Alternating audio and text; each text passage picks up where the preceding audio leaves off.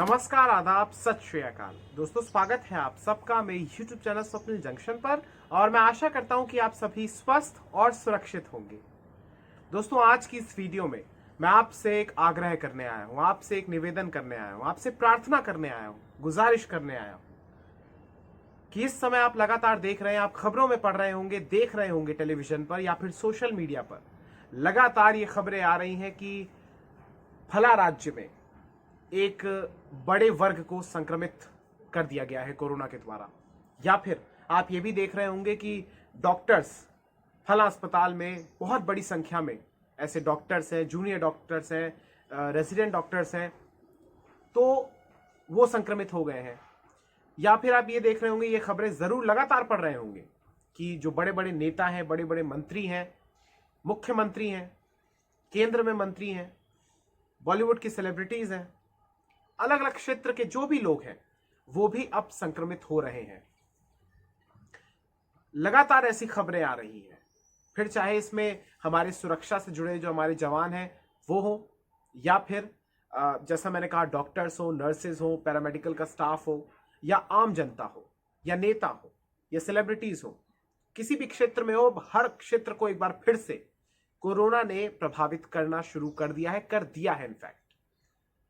लेकिन एक राहत की बात यह है, इस समय आप देख रहे होंगे जो डेटा आ रहा है निकलकर, डेटा में अगर मैं आपको बताऊं डेटा की दृष्टि से, तो पिछले 24 घंटों के दौरान 1,94,000 से ज्यादा केसेस रिपोर्ट हुए हैं देश के भीतर। और यह आंकड़ा 2 लाख के करीब है, कम से कम मानकर चलिए मोटा माटी 2 लाख केसेस ही आए हैं देश के भीतर बीते 24 घंटों के दौरान। इस दौरान 450 के करीब लोगों की डेथ भी हुई है।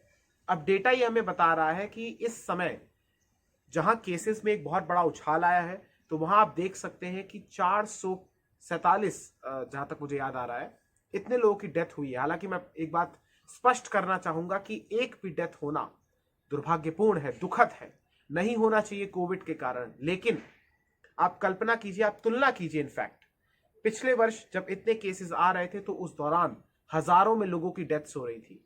लेकिन इस बार, और इसका पूरा मैं क्रेडिट देना चाहूंगा वैक्सीनेशन को, हो सकता है इसमें और भी बहुत सारे फैक्टर्स हों, निश्चित तौर पर भी होंगे, लेकिन इसमें बहुत बड़ा रोल, बहुत बड़ा किरदार, बहुत बड़ी भूमिका रही है टीकाकरण अभियान की।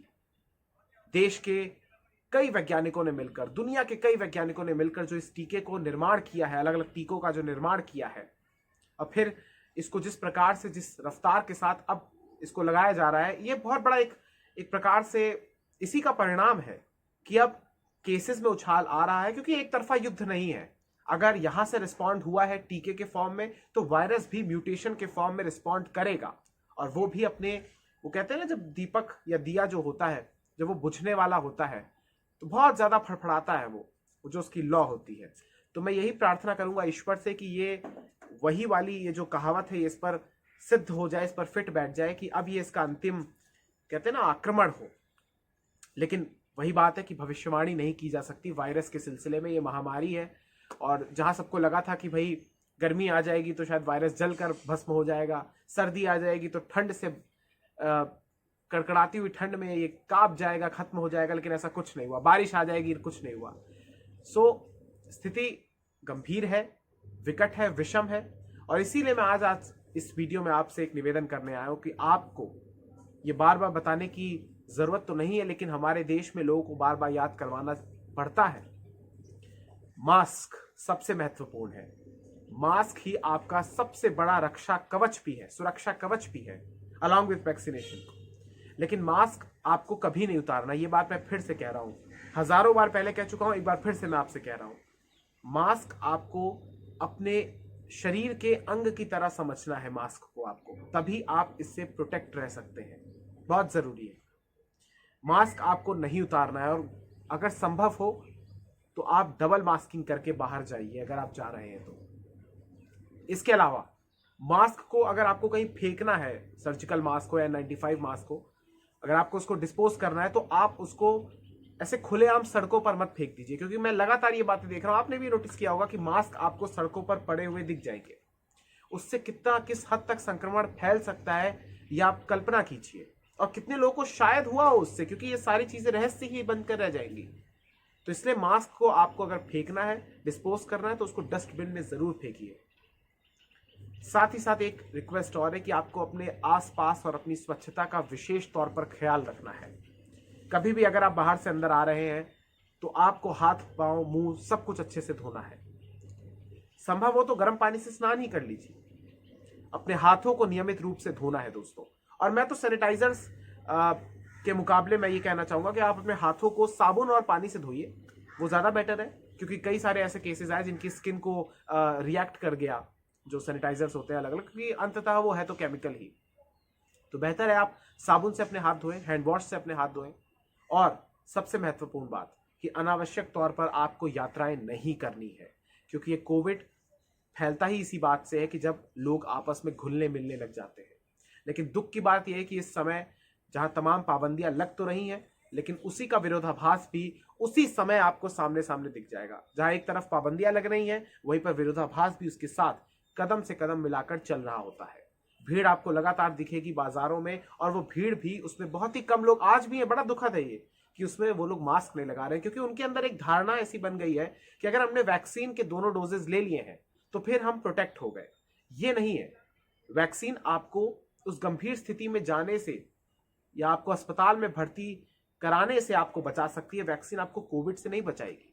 इसलिए बहुत जरूरी है कि मास्क को आपको पहन कर रखना है, रेगुलर हैंड वॉशिंग आपको करते रहना है, और साथ ही साथ फिजिकल डिस्टेंसिंग का आपको पालन करना है। तभी आप इससे सुरक्षित हो सकते हैं। और वैक्सीन को लेकर जो धारणाएं अलग अलग अभी भी अगर कुछ तबकों के अंदर है, तो मैं उनसे यही कहना चाहूंगा कि वैक्सीन पूरी तरीके से सेफ है। ये अगर तीव्र गति से बनाई गई है तो इसका मकसद बहुत बड़ा है, और इसीलिए आप देख रहे होंगे कि लगातार डेटा में भी कमी आ रही है। डेथ के टोल्स में जो कमी है वो आ रही है, डेथ के टोल में। तो इसलिए जितनी शीघ्र हो, अगर बहुत सारे ऐसे लोग हैं इस देश में, अभी भी करोड़ों लोग जिन्होंने फर्स्ट डोज भी नहीं लिया है, तो फर्स्ट डोज लें, फिर जल्दी से जब भी आपका वो स्केड्यूल हो उसमें आप लीजिए दूसरी डोज। और फिर अगर आप उस सीमा में आते हैं, उस श्रेणी में आते हैं जिसमें प्रिकॉशनरी डोज भी है, फिर वो आगे की बात है, उसमें तो 9 महीने का ब्रेक होता है। खैर, तो यही विनती है, क्योंकि ये इस समय लापरवाही बरतने से कोई फायदा नहीं है। सबसे ज्यादा जरूरी यही है कि आपकी सुरक्षा इस समय हो, और आपकी सुरक्षा इस समय आपके हाथों में है। कोई भी शख्स, कोई भी व्यक्ति अस्पतालों में नहीं जाना चाहता। चाहे अस्पताल, चाहे सरकारें कितने दावे करें कि हमारी तैयारी पूरी है, लेकिन हम लोगों ने जो दूसरी वेव के दौरान देखा, उसके बाद लोगों के भीतर एक होता है ना, डर बैठ गया है कि अस्पताल जाएंगे तो शायद सुरक्षित ना बचे। इसलिए बहुत जरूरी है कि आप स्वस्थ रहें, आप इन तमाम एहतियातों का पालन करते रहें। यही चीजें आपको बचा कर रख सकती हैं, क्योंकि मौसम भी आप देख रहे हैं लगातार परिवर्तन हो रहा है, तो इसमें कॉमन फ्लू भी इसमें बहुत ज्यादा कॉमन हो चुका है। तो इसलिए, लेकिन एक लास्ट में जाते जाते एक बात कहूंगा कि अगर आप में सिम्टम्स आ रहे हैं तो फिर आप कोविड का टेस्ट जरूर करवाइए, क्योंकि ऐसा भी बहुत केसेस में ऐसा ही देखा जा रहा है, मेजॉरिटी ऑफ केसेस में, कि एसिम्टोमेटिक जो पेशेंट्स हैं, जो एसिम्टोमेटिक लोग हैं, इनफैक्ट पेशेंट्स नहीं कहना चाहिए उनको, तो उनको पता नहीं चलता और वो बहुत सारे लोगों को इन्फेक्ट कर देते हैं। तो फिर ये बहुत जरूरी है कि अगर आप में सिम्टम आ रहे हैं तो आप जरूर टेस्ट कराइए। इसको छिपाने की कोई बात नहीं है, डरने की, घबराने की, पैनिक करने की कोई बात नहीं है। सिर्फ आपको अंदर से स्ट्रांग रहना है। अगर आपको हो भी गया है तो भी आपको अंदर से मजबूत रहना है, संकल्प लेना है कि मैं स्वस्थ हो जाऊंगा। और अगर आपको नहीं हुआ है तो आपको आंकड़ों से घबराना नहीं है, केवल आपको प्रिकॉशंस लेने हैं, आपको सावधान रहना है, सतर्क रहना है, सजग रहना है और सुरक्षित रहना है। अपना और अपने परिवार का बहुत ख्याल रखिए, और ये जो एहतियात है मैंने आपको बताया, सावधानियां हैं, इनको बरतते रहिए, एहतियातों का दामन थाम कर रखिए। मुझे दीजिए इजाजत। बहुत बहुत शुक्रिया, बहुत बहुत धन्यवाद। वैक्सीन जरूर लगवाइए अगर नहीं लगाया है, और अगर जो आपके आसपास है अगर वो वैक्सीन नहीं लगवा रहा है, किसी भ्रम के कारण, कहीं उसने कोई वीडियो देख ली है कि वैक्सीन के कारण ये सब हो जाएगा, तो उसको समझाइए कि ऐसा कुछ नहीं होता, ये सब भ्रम है, ये सब भ्रामक प्रचार है।